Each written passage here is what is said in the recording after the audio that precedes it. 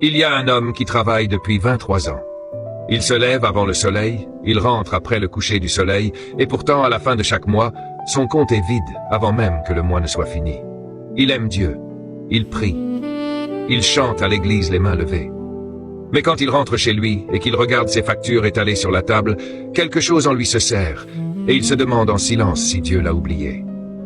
Si vous avez déjà ressenti cela, cette angoisse discrète au moment de payer un loyer, cette honte de devoir emprunter encore une fois à un frère ou une sœur, cette fatigue de courir après l'argent sans jamais l'attraper.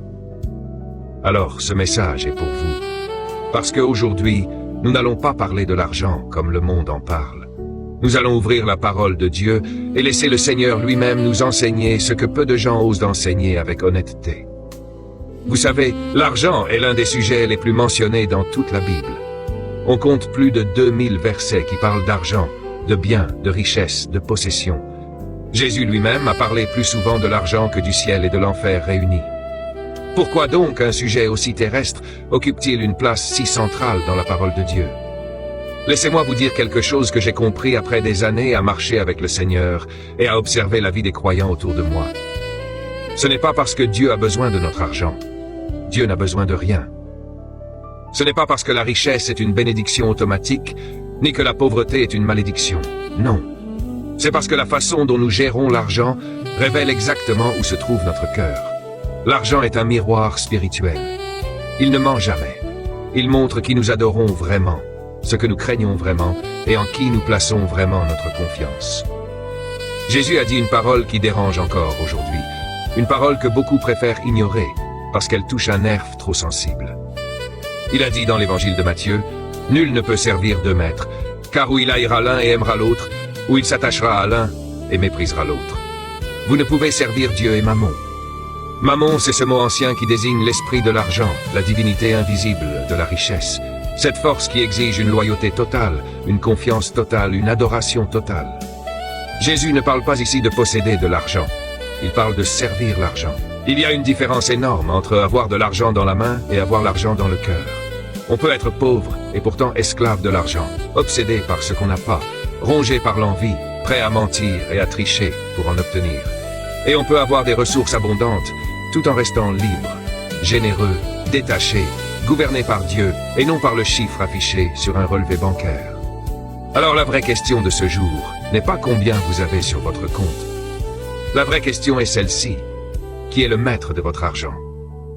Est-ce vous? Est-ce l'angoisse? Est-ce le désir de paraître? Est-ce la peur du lendemain? Ou est-ce le Seigneur Jésus-Christ lui-même?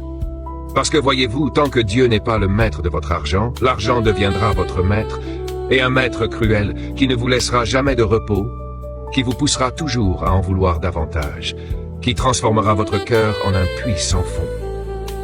Laissez-moi vous emmener dans une histoire que beaucoup connaissent, mais que peu comprennent vraiment. Il s'agit du jeune homme riche que l'on retrouve dans l'évangile de Marc. Cet homme court vers Jésus, se jette à ses genoux et lui pose la question la plus importante qu'un être humain puisse poser. Que dois-je faire pour hériter la vie éternelle? Jésus lui rappelle les commandements et l'homme répond avec assurance. Tout cela je l'ai observé dès ma jeunesse. Alors regardez ce passage, regardez ce qui se passe ensuite. La Bible dit que Jésus, l'ayant regardé, l'aima et lui dit « Te manque une chose, va, vends tout ce que tu as, donne-le aux pauvres, et tu auras un trésor dans le ciel, puis viens, suis-moi. » Et le texte continue. Mais affligé par cette parole, cet homme s'en alla tout triste, car il avait de grands biens.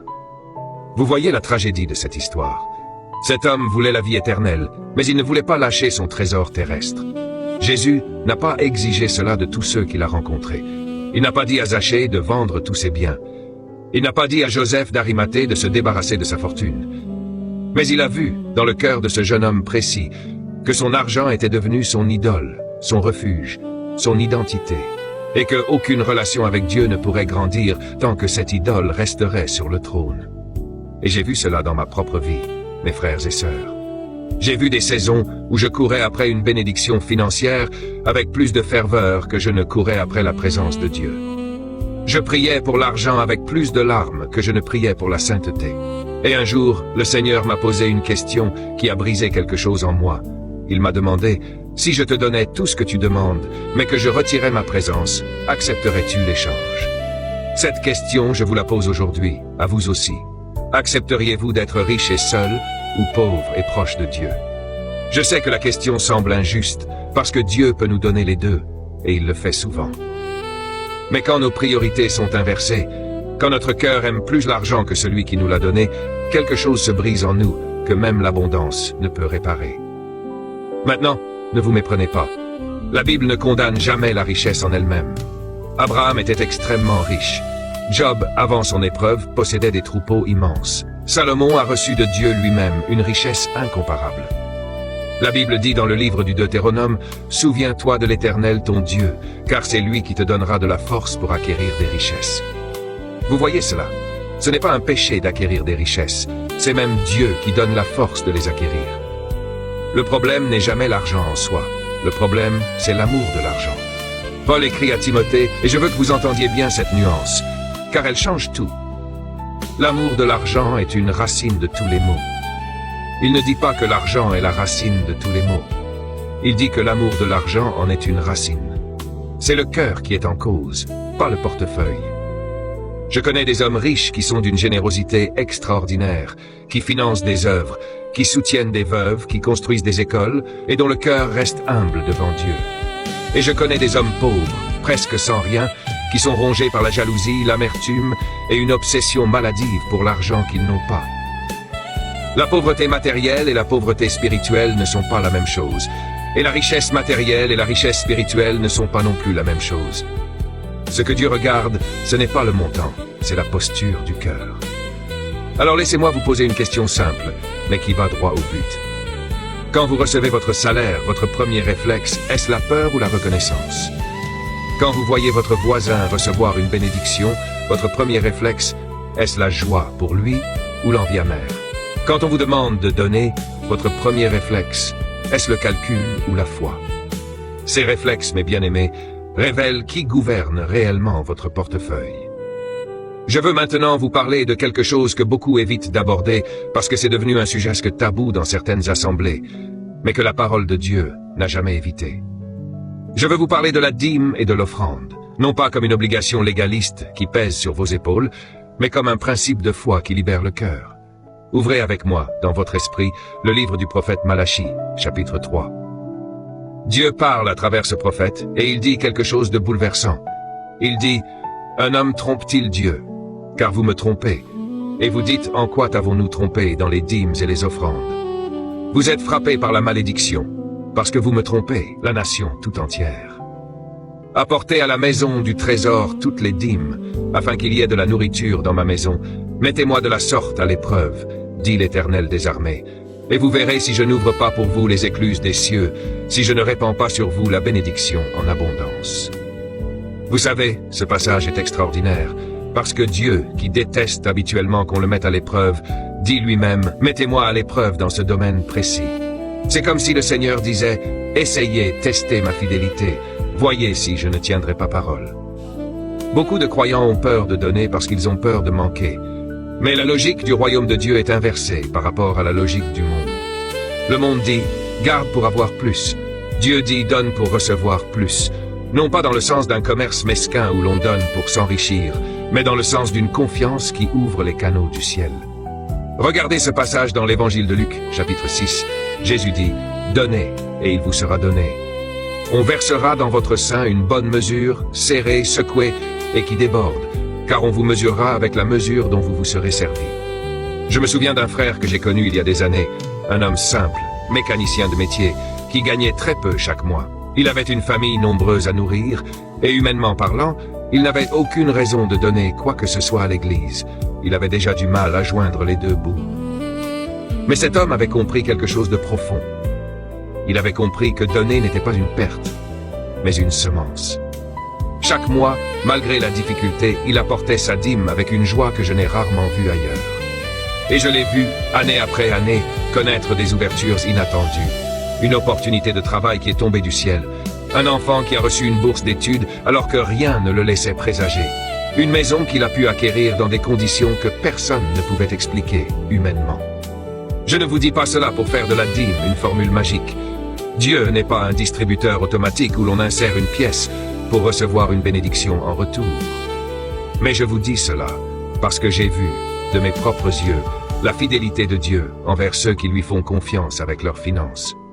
Mais attention, mes frères et sœurs, il faut que je sois honnête avec vous, parce qu'un vrai berger ne cache jamais une partie de la vérité pour plaire à son auditoire.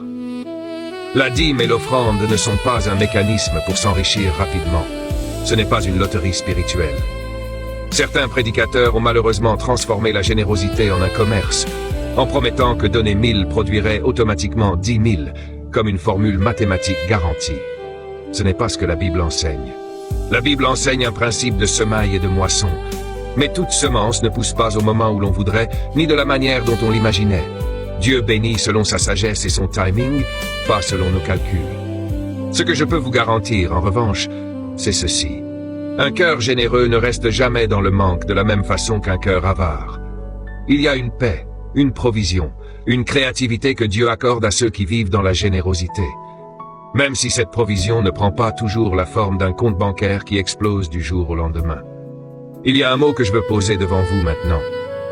Un mot ancien, presque oublié dans notre vocabulaire moderne, mais qui résume toute la théologie biblique de l'argent. C'est le mot intendance. Un intendant, dans le monde antique, n'était pas le propriétaire des biens qu'il gérait. Il était celui à qui le maître confiait la responsabilité de faire fructifier ce qui appartenait à un autre. Toute la Bible nous enseigne que nous sommes des intendants, pas des propriétaires. Le psaume 24 le déclare avec une clarté absolue. À l'Éternel la terre et ce qu'elle renferme, le monde et ceux qui l'habitent. Tout ce que vous possédez aujourd'hui, votre salaire, votre maison, votre voiture, vos économies, appartient en réalité à Dieu. Vous n'en êtes que le gestionnaire temporaire. Cette vérité, une fois qu'elle pénètre réellement le cœur, change tout.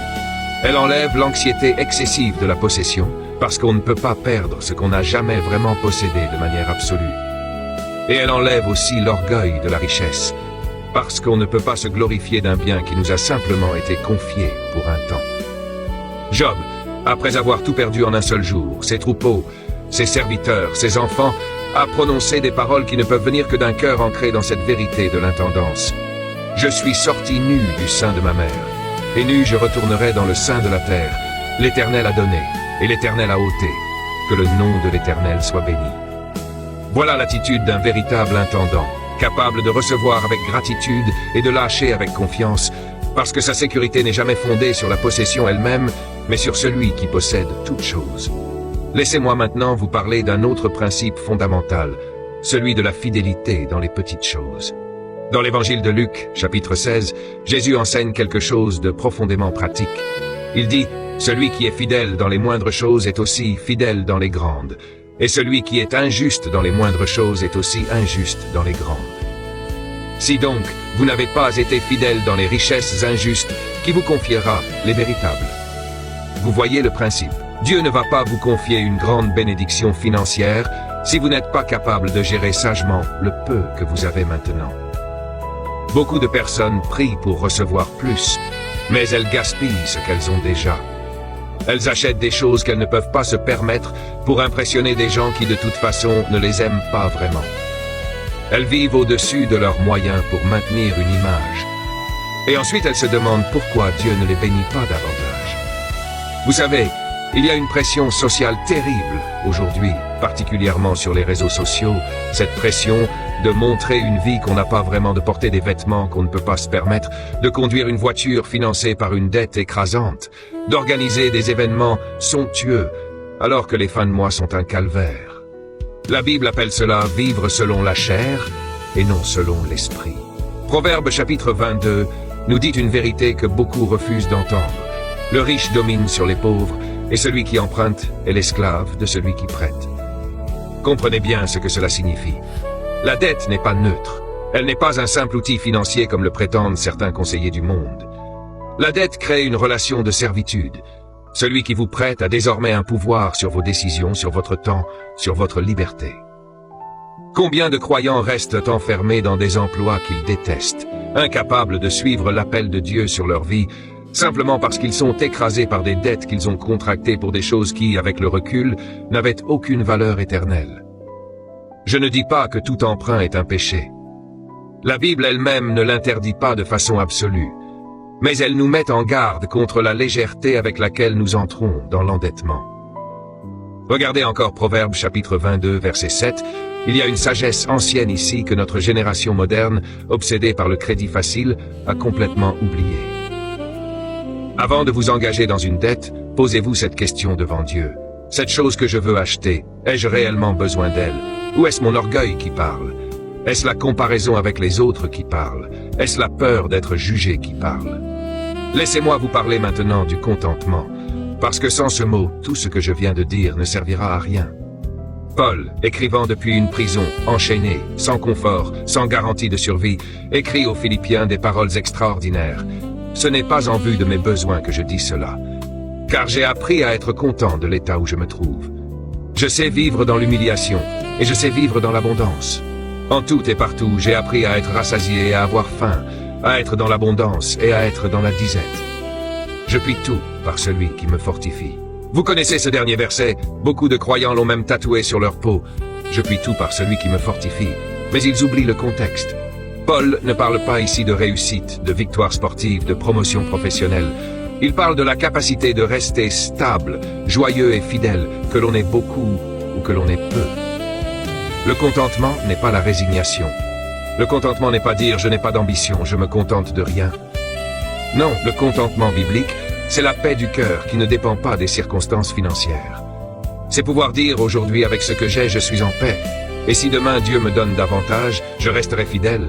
Et si demain j'ai moins, je resterai fidèle aussi. Cette paix-là ne s'achète pas. Elle se cultive dans une relation profonde avec le Seigneur. Laissez-moi vous raconter une histoire personnelle. Il y a des années, j'ai traversé une saison extrêmement difficile financièrement. Je ne vais pas entrer dans tous les détails, mais je peux vous dire que j'ai connu des nuits où je calculais et recalculais, où je ne trouvais aucune solution humaine, où la honte me pesait au point de ne plus vouloir répondre au téléphone, de peur que ce soit encore un créancier.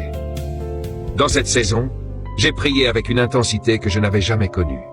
Et un jour, alors que je lisais le psaume 37, une phrase m'a saisi comme jamais auparavant.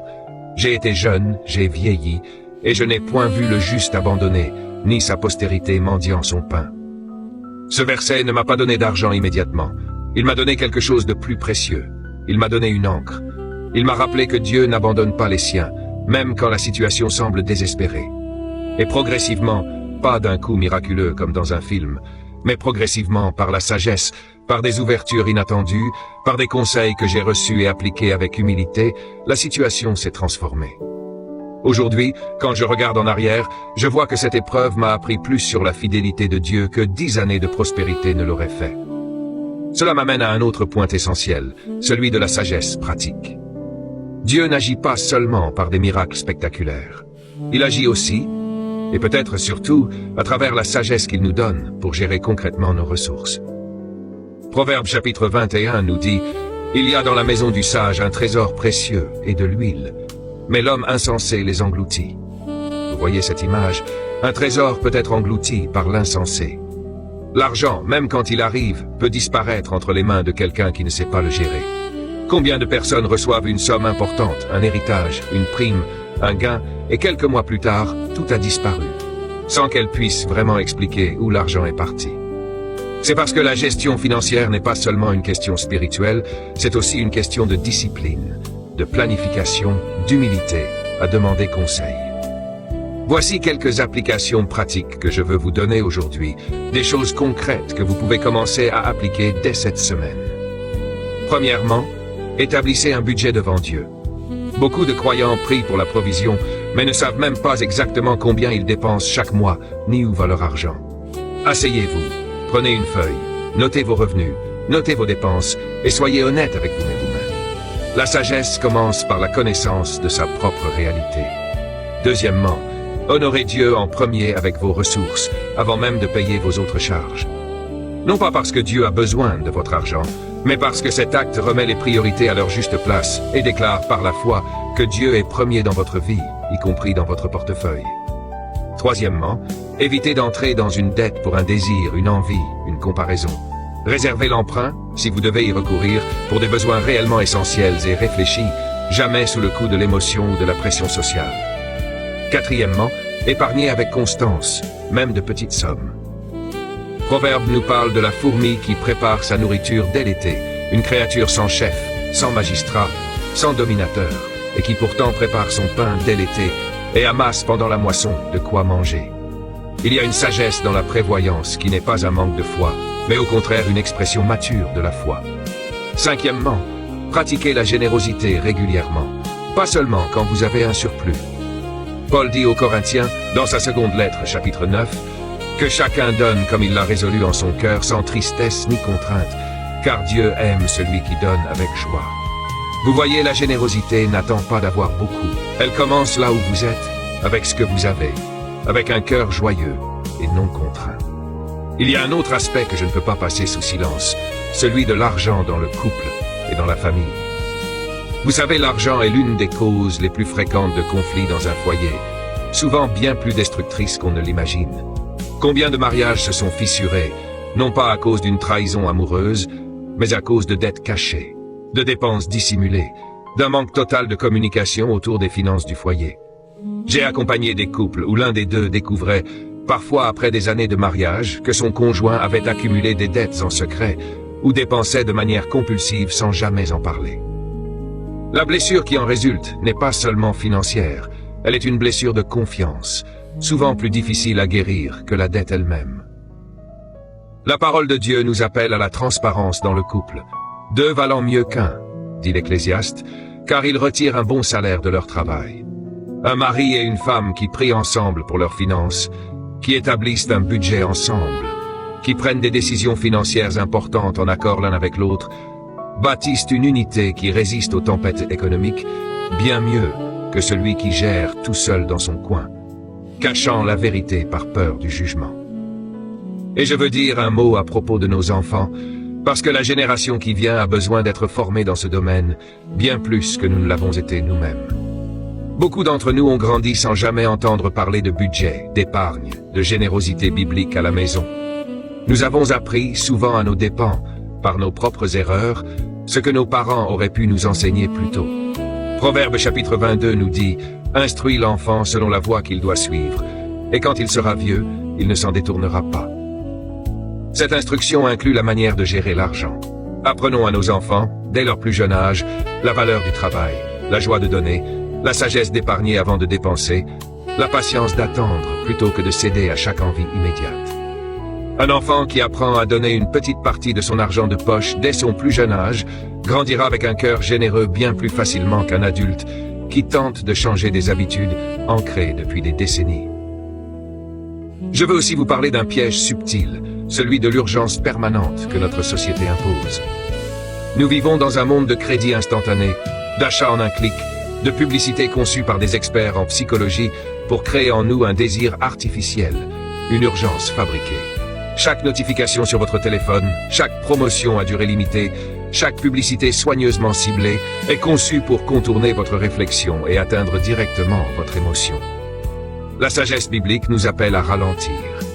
Proverbe 21 nous dit « Les projets de l'homme diligent tournent à son avantage, mais tout homme pressé n'arrive qu'à la disette. » Avant tout achat significatif, prenez l'habitude d'attendre, ne serait-ce que 24 heures, de prier, de consulter votre conjoint ou un conseiller sage avant de sortir votre carte ou de signer un contrat. Cette simple discipline vous évitera d'innombrables regrets. Laissez-moi aussi vous parler de l'épargne d'urgence, ce concept que beaucoup de croyants négligent en pensant à tort que cela relèverait d'un manque de foi. Au contraire, la Bible loue la prévoyance. Joseph, en Égypte, sous la direction de Dieu, a mis en place un système de stockage pendant les 7 années d'abondance pour préparer les 7 années de famine qui allaient suivre. Ce n'était pas un manque de confiance en Dieu, c'était une sagesse inspirée par Dieu lui-même pour traverser une crise à venir. De la même manière, mettre de côté même une petite somme chaque mois pour faire face à un imprévu, une panne de voiture, une urgence médicale, une perte temporaire d'emploi, n'est pas un manque de foi. C'est une expression de sagesse pratique qui vous évite de retomber immédiatement dans l'endettement à la moindre difficulté. Je pense à un principe que beaucoup de conseillers financiers chrétiens enseignent aujourd'hui, une répartition simple qui peut vous aider à commencer. Une portion pour Dieu à travers la dîme et l'offrande, une portion pour l'épargne et l'avenir, une portion pour les besoins essentiels du quotidien, et le reste pour les désirs légitimes de la vie. Ce n'est pas une loi rigide gravée dans la pierre. Chaque situation est différente. Mais c'est un cadre de sagesse qui vous aide à ne pas vivre uniquement dans l'instant présent, en oubliant à la fois Dieu et demain.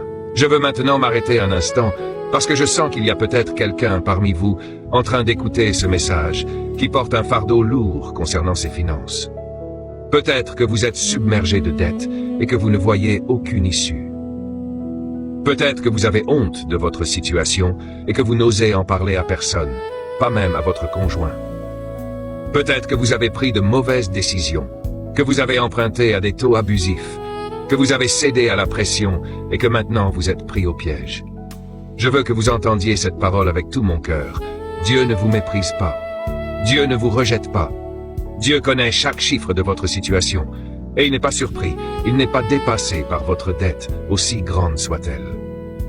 Le psaume 34 dit « Celui qui regarde à lui est rayonnant de joie, et son visage ne se couvre pas de honte. » Les malheurs de l'homme juste sont nombreux, mais l'Éternel le délivre de tous.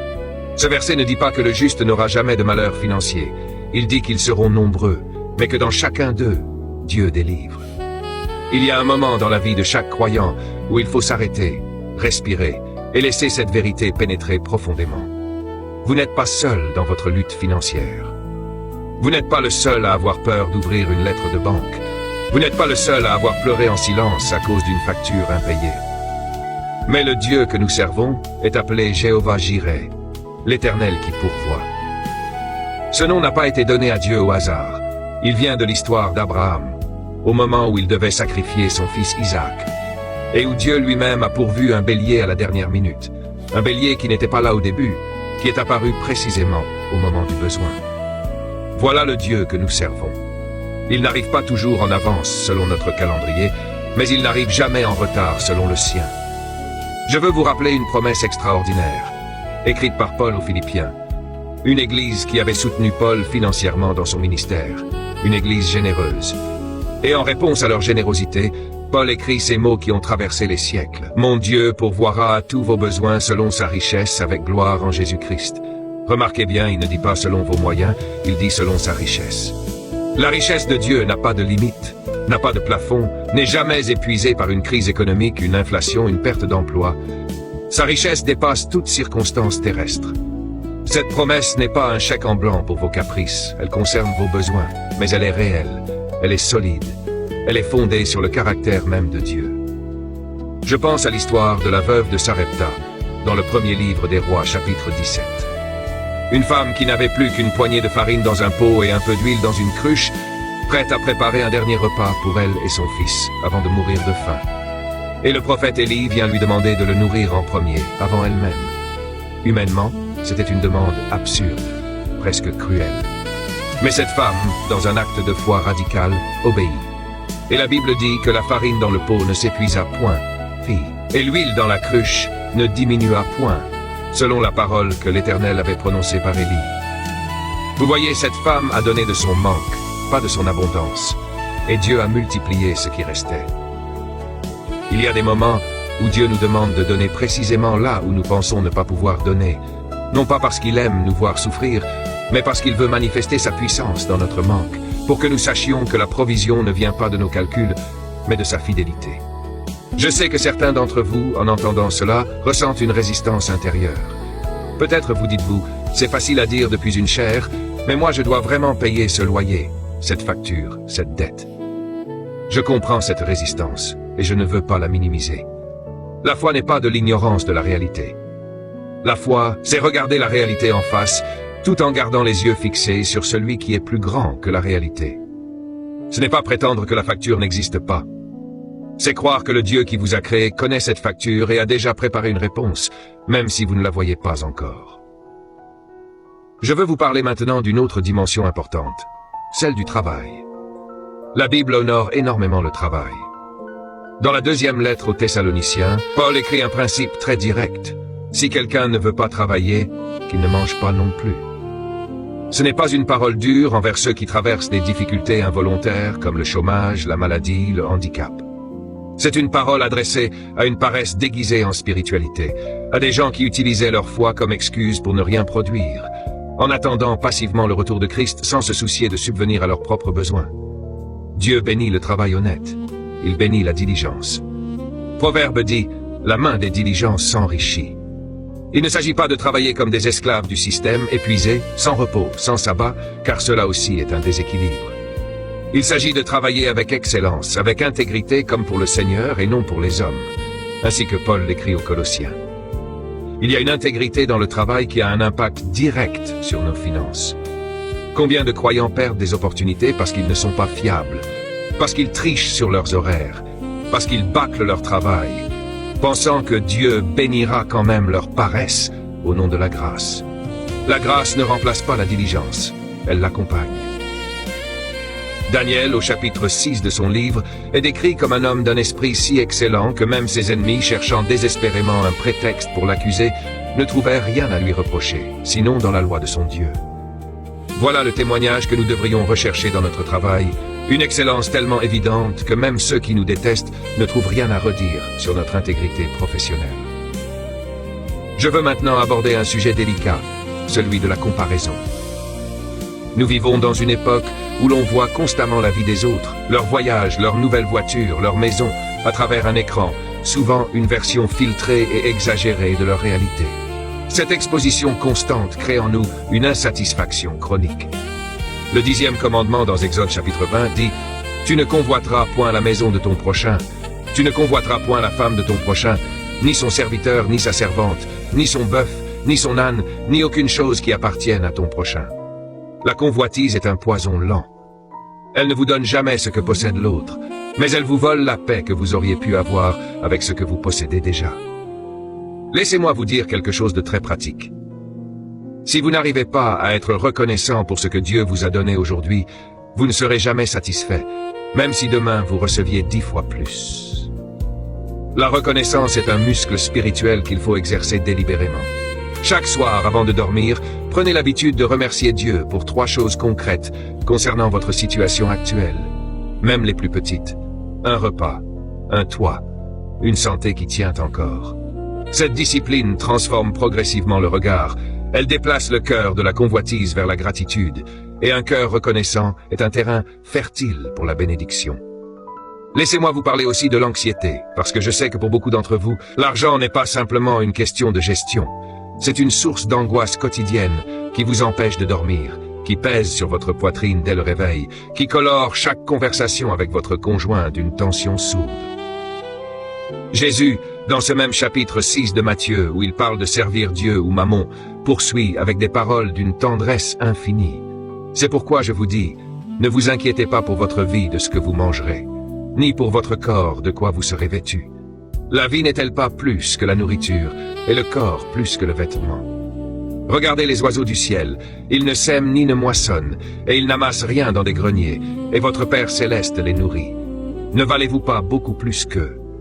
Cette parole n'est pas une invitation à la négligence, nous l'avons vu. La fourmi travaille et prépare, mais c'est une invitation à déposer l'anxiété paralysante qui ronge tant de croyants. Il y a une différence entre la prévoyance responsable et l'inquiétude qui dévore l'âme. La première vous pousse à agir avec sagesse. La seconde vous paralyse et vous empêche même de dormir la nuit, alors que Dieu, lui, ne dort ni ne sommeille en veillant sur vous. Je me souviens d'une nuit particulièrement sombre, où je me tournais et me retournais dans mon lit, incapable de fermer l'œil à cause d'une échéance financière qui approchait sans que je voie aucune solution. Et dans ce moment de désespoir silencieux, une pensée m'a traversé, presque comme un chuchotement, qui de vous, par ses inquiétudes, peut ajouter une coudée à la durée de sa vie. Cette parole de Jésus, tirée du même passage, m'a frappé avec une force nouvelle cette nuit-là. Je réalisais que toutes mes heures d'insomnie, tout mon stress accumulé, n'avaient absolument rien changé à ma situation financière. Elle n'avait fait que détruire ma santé, mon repos, ma joie, sans apporter la moindre solution. Cette nuit-là, j'ai pris la décision consciente de remettre littéralement la situation entre les mains de Dieu avant de dormir. Non pas en cessant d'agir avec sagesse le lendemain, mais en refusant de porter seul, dans l'obscurité de la nuit, un fardeau que je n'étais de toute façon pas capable de résoudre à cette heure-là. Cette discipline du cœur, mes bien-aimés, a changé ma manière de vivre les crises financières depuis ce jour. Je veux revenir maintenant sur la question de la générosité, parce que je crois que c'est le cœur même de ce message. Il y a une histoire dans l'évangile de Marc, chapitre 12, que j'aime profondément, l'histoire de la pauvre veuve. Jésus est assis en face du trône des offrandes dans le temple, et il regarde comment la foule y met de l'argent. Plusieurs riches y mettent beaucoup. Une pauvre veuve vient et y met 2 petites pièces, ce qui vaut un cadran. Alors Jésus, appelant ses disciples, leur dit, je vous le dis en vérité, cette pauvre veuve a donné plus qu'aucun de ceux qui ont mis dans le tronc, car tous ont mis de leur superflu, mais elle a mis de son indigence, tout ce qu'elle possédait, tout ce qu'elle avait pour vivre. Vous voyez ce que Jésus regarde. Il ne regarde pas le montant, il regarde le sacrifice, il regarde le pourcentage du cœur investi dans le don. Cette veuve n'avait presque rien, et pourtant elle a donné avec une confiance totale que Dieu pourvoirait au lendemain. Combien parmi nous donnent de leur superflu sans que cela ne leur coûte réellement quelque chose, et se sentent satisfaits alors que Dieu regarde ailleurs. Il regarde vers ceux dont le don représente un véritable acte de foi, un véritable renoncement. Je ne dis pas cela pour vous culpabiliser si vous donnez peu en ce moment à cause d'une situation difficile. Je dis cela pour vous inviter à examiner votre cœur, pas votre portefeuille. Dieu ne compare jamais votre don à celui de votre voisin. Il regarde la proportion de foi et de sacrifice qu'il y a derrière. Un don modeste donné avec un cœur entier vaut infiniment plus aux yeux de Dieu qu'un don important donné avec indifférence.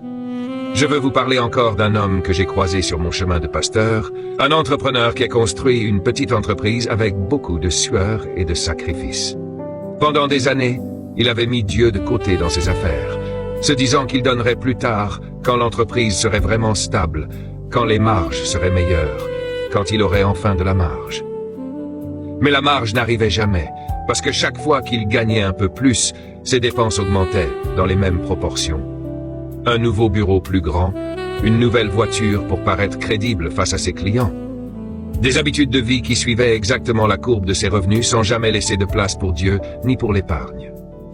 Un jour, une crise économique a frappé son secteur et en quelques mois, tout ce qu'il avait construit s'est effondré comme un château de sable face à la marée.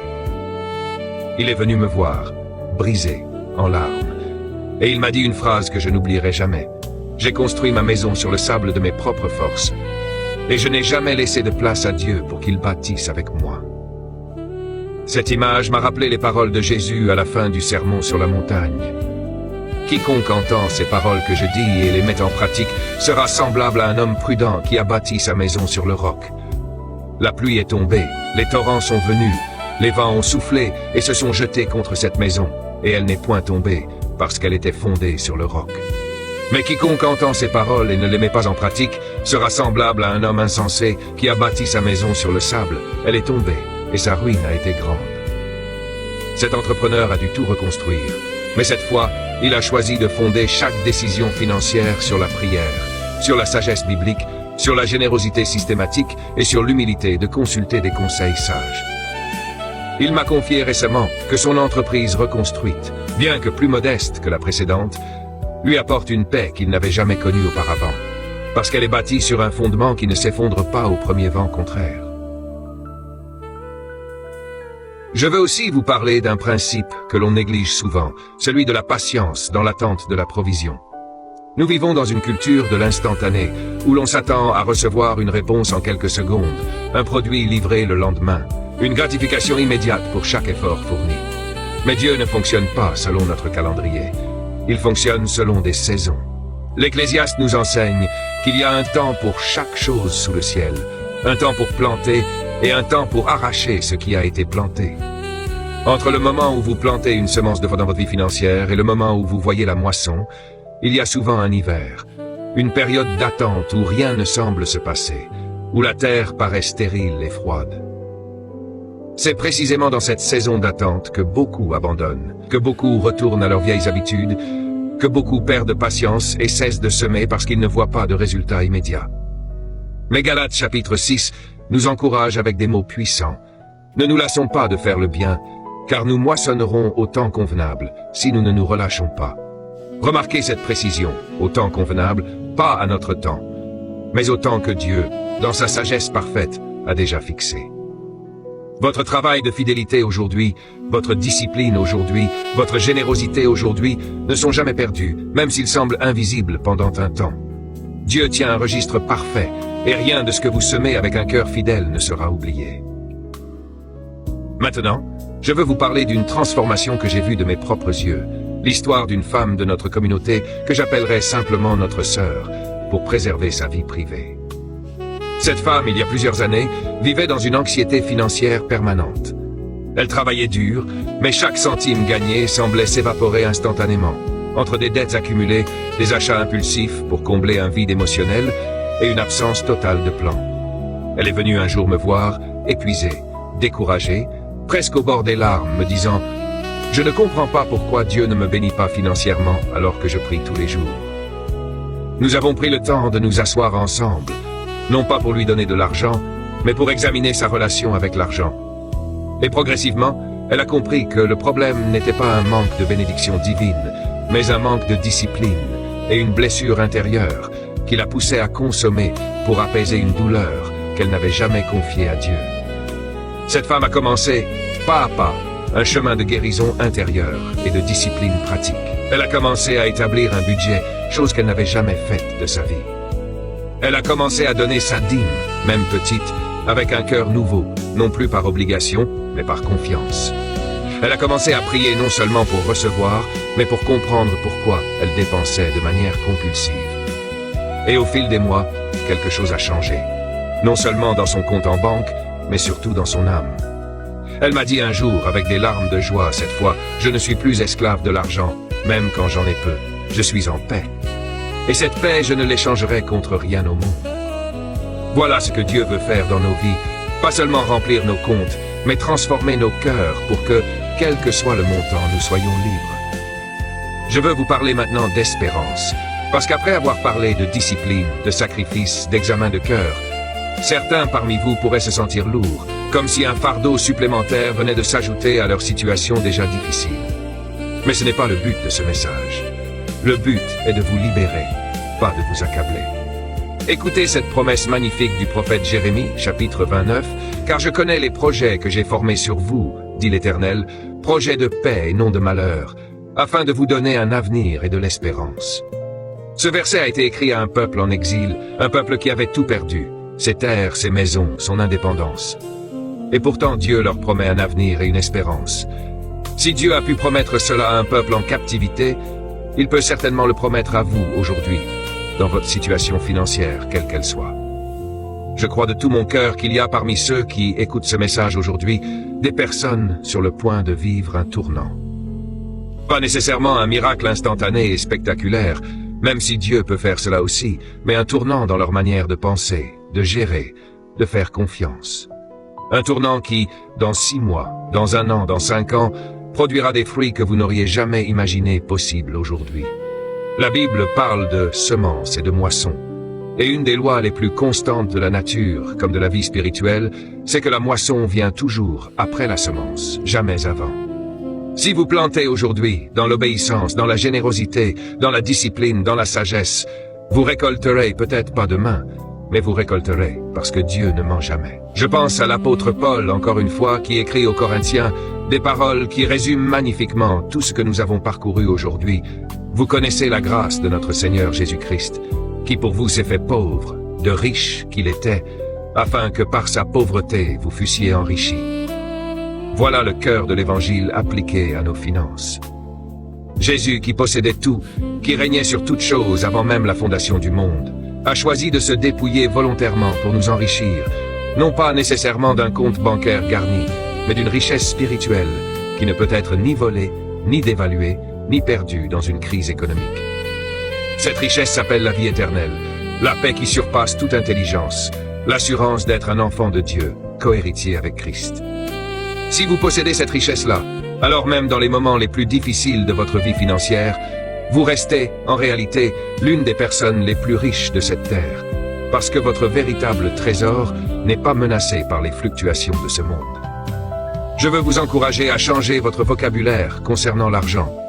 Arrêtez de dire « je suis pauvre, je n'y arriverai jamais, l'argent me fuit toujours ». Les paroles ont un pouvoir. La Bible nous le rappelle dans le livre des Proverbes, la mort et la vie sont au pouvoir de la langue. Cela ne signifie pas que prononcer des paroles positives va magiquement remplir votre compte bancaire. Ce serait une compréhension superficielle et dangereuse de ce principe. Mais cela signifie que la manière dont vous parlez de votre situation façonne la manière dont vous l'abordez, dont vous agissez, dont vous priez. Remplacez le discours de la défaite par le discours de la foi. Non pas en niant la réalité de vos difficultés, mais en déclarant au milieu de ces difficultés que Dieu est fidèle, que Dieu pourvoit, que je suis un intendant capable et non une victime impuissante. Il faut cependant que je vous dise une dernière chose avant de conclure, une chose essentielle qui doit rester gravée dans votre cœur bien après que ce message soit terminé. Tout ce discours sur l'argent, la dîme, la générosité, la sagesse financière ne signifie absolument rien s'il n'est pas enraciné dans une relation vivante avec Jésus-Christ. On peut appliquer tous les principes financiers du monde, être discipliné, généreux, prudent, et pourtant rater complètement l'essentiel si le cœur n'appartient pas à Dieu. Jésus lui-même a posé la question la plus percutante à ce sujet dans l'évangile de Matthieu. Que sert-il à un homme de gagner tout le monde s'il perd son âme? Aucune richesse terrestre, aucune sécurité financière, aucun compte bancaire, aussi confortable soit-il, ne pourra jamais racheter une âme perdue. C'est pourquoi, avant même de parler de gestion financière, je dois vous parler de la seule véritable richesse qui compte, celle du salut offert gratuitement par Jésus-Christ à travers sa mort et sa résurrection. Peut-être que vous m'écoutez aujourd'hui et que vous n'avez jamais donné votre vie à Jésus. Peut-être que vous avez couru toute votre existence après l'argent, pensant qu'il comblerait ce vide intérieur. Et vous avez découvert, comme tant d'autres avant vous, que même l'abondance matérielle ne remplit jamais ce vide-là. Ce vide a une forme précise, la forme de Dieu lui-même, et rien ni personne d'autre ne peut le combler. Aujourd'hui, je vous invite où que vous soyez à ouvrir votre cœur à Jésus-Christ, à lui dire simplement « Seigneur, je reconnais que j'ai vécu loin de toi, pardonne mes péchés, viens habiter dans mon cœur, sois le Seigneur de ma vie et de mes finances. Apprends-moi à te faire confiance dans chaque domaine, y compris celui de l'argent. » Si vous prononcez cette prière avec sincérité, la Bible dit que vous devenez une nouvelle créature. Les choses anciennes sont passées, toutes choses sont devenues nouvelles. Et pour vous qui connaissez déjà le Seigneur, mais qui avez laissé l'argent prendre une place qui ne lui revenait pas, qui avez négligé la générosité, qui avez couru dans l'endettement par orgueil ou par comparaison, qui avez perdu la paix à cause de l'anxiété financière, je vous invite aujourd'hui à un renouvellement, une remise en ordre. Prenez un moment là où vous êtes et dites au Seigneur, « Père, je te remets mes finances, je te remets mon travail, je te remets mes dettes, je te remets mes peurs. Apprends-moi à gérer ce que tu m'as confié selon ta sagesse et non selon la sagesse du monde. Fais de moi un intendant fidèle, un canal de bénédiction et non un réservoir égoïste. Restaure en moi la confiance que j'ai perdue à cause des échecs passés. » Je veux terminer avec cette image, celle de l'intendant fidèle, parce que je crois que c'est la clé de tout ce que nous avons partagé aujourd'hui. Dans la parabole des talents, que l'on trouve dans l'évangile de Matthieu, chapitre 25, un maître confie des talents à ses serviteurs avant de partir en voyage. À l'un 5 talents, à l'autre 2, à un autre un seul, chacun selon sa capacité. Les 2 premiers font fructifier ce qu'ils ont reçu, et à leur maître qui revient, il leur dit à tous 2 la même parole magnifique. « C'est bien, bon et fidèle serviteur. Tu as été fidèle en peu de choses, je te confierai beaucoup, entre dans la joie de ton maître. » Mais le 3e, par peur, enterre son unique talent et ne produit rien, et il est sévèrement réprimandé. Vous voyez, Dieu ne nous demande pas d'avoir 10 talents ou 5 talents. Il nous demande d'être fidèles avec ce qu'il nous a confié, quel que soit le montant. Le serviteur qui avait 2 talents et qui en a gagné 2 autres reçoit exactement la même louange que celui qui avait 5 et qui en a gagné 5 autres.